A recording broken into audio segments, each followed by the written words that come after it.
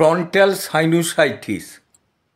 Frontal sinusitis মানে inflammation of the sinus.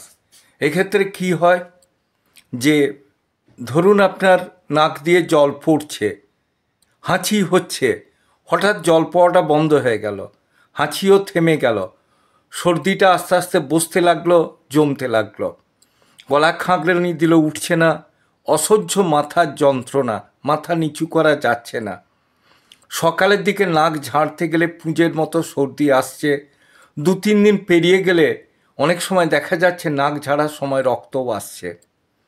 তখন আমরা এটাকে inflammation of the sinus, that is sinusitis বলি।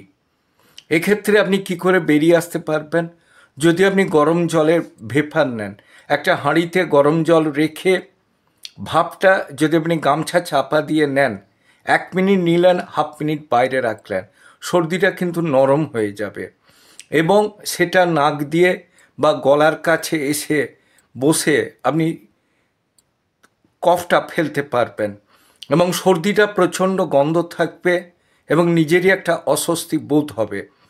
এই সব ক্ষেত্রে যদি দেখা যায় যে আপনার এই অস্বস্তিটা চরম জায়গায় পৌঁছাচ্ছে, সেক্ষেত্রে কিন্তু আপনাকে ডাক্তারবাবুর সহযোগিতা বা উপদেশ না নিলে আপনি বেরিয়ে আসতে পারবেন না।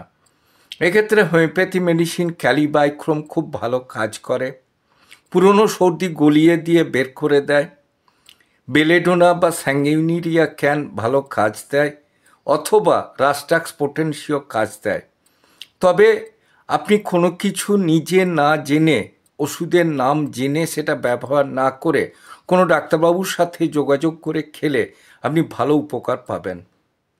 তবে একটা ব্যাপারে বলা যায়, ঠান্ডা লাগানোর থেকে আপনি যদি রেহাই থাকেন, মোটরসাইকেল বা যে কোনো জায়গায় গেলেন, মাথায় চাপাচুপি না দিয়ে শীতকালে খুব সকালে উঠে খালি মাথায় যদি ঘোরেন বা রাত্রের দিকে, সাইনোসাইটিস হবার সম্ভাবনা কিন্তু প্রকট।